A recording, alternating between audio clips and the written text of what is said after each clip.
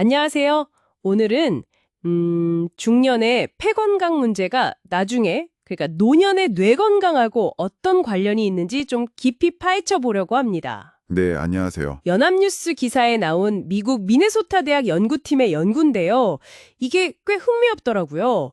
당신의 건강관리에도 중요한 내용일 수 있으니 같이 한번 보시죠. 네, 이게 무려 14,000명 이상을 대상으로 23년이나 추적 관찰한 연구예요. 굉장히 긴 시간이죠. 와, 23년이요. 네.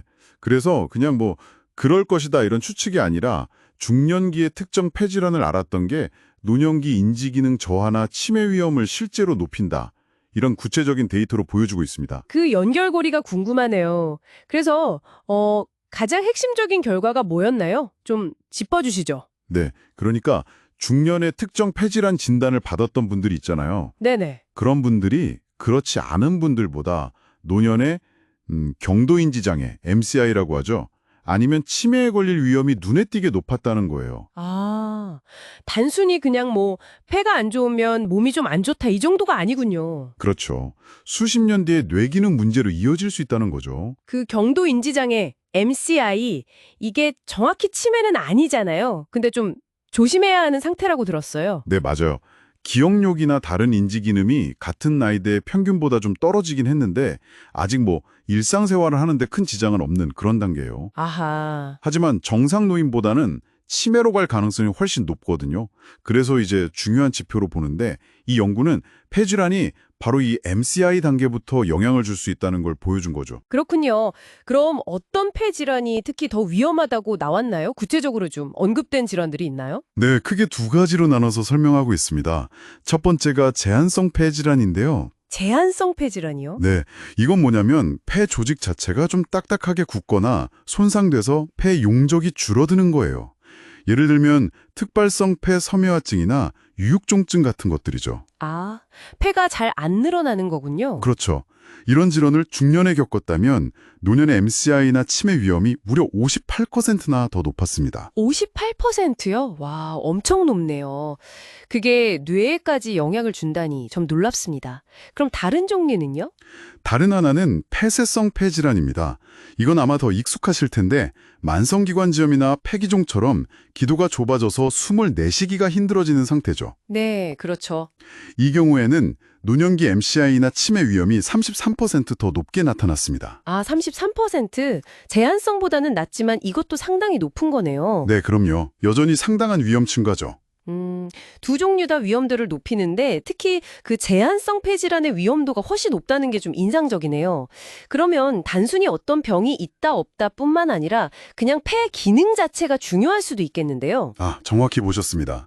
연구진도 바로 그 점을 확인했는데요.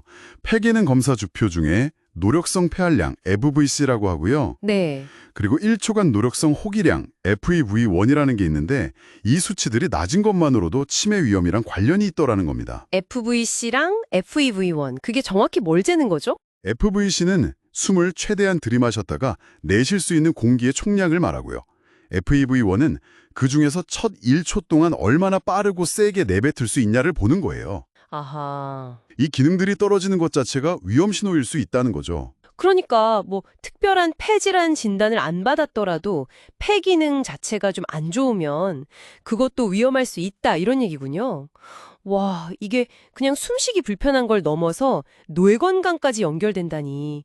그 메커니즘이랄까 왜 그런 건지에 대해서도 설명이 좀 됐나요? 네, 이게 뭐 딱 떨어지는 인과관계다 이렇게 확정한 건 아니지만 가능성 있는 경로는 제시했어요. 어떤 건가요? 폐질환이나 폐기능 저하가 있으면 혈액 속의 산소 농도가 좀 만성적으로 낮아질 수 있잖아요. 네, 그럴 수 있죠. 이런 저산소 상태가 우리 몸 전체에 염증 반응을 일으키거나 아니면 스트레스 요인으로 작용해서 결국 뇌로 가는 혈관에 손상을 줄 수 있다. 이런 가설입니다. 아, 산소 부족이 염증이나 스트레스를 유발하고 그게 뇌혈관에 영향을 준다. 네, 그러니까 폐하고 뇌가 생각보다 훨씬 더 긴밀하게 연결되어 있다는 거죠.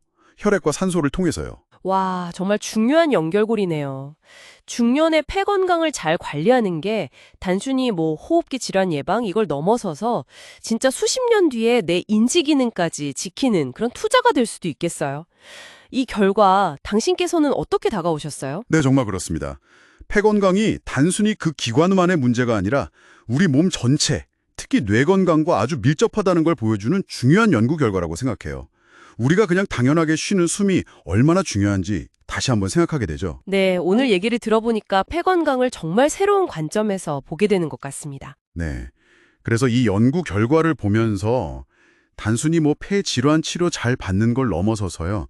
평소에 폐활량을 좀 건강하게 유지하려는 노력, 운동이라든지 금연이라든지 이런 것들이 장기적으로 뇌 건강에 얼마나 긍정적인 영향을 줄 수 있을까, 이걸 한번 생각해 보시는 계기가 되면 좋겠습니다. 그렇죠. 어쩌면 우리가 아직 잘 모르고 있는 우리 몸 안의 여러 시스템들이 서로 영향을 주고받는 그런 숨겨진 연결고리들이 더 많을지도 모르니까요. 폐 건강을 지키는 것이 미래의 뇌를 지키는 또 다른 방법일 수 있다는 점 한번 기억해 두시면 좋겠습니다.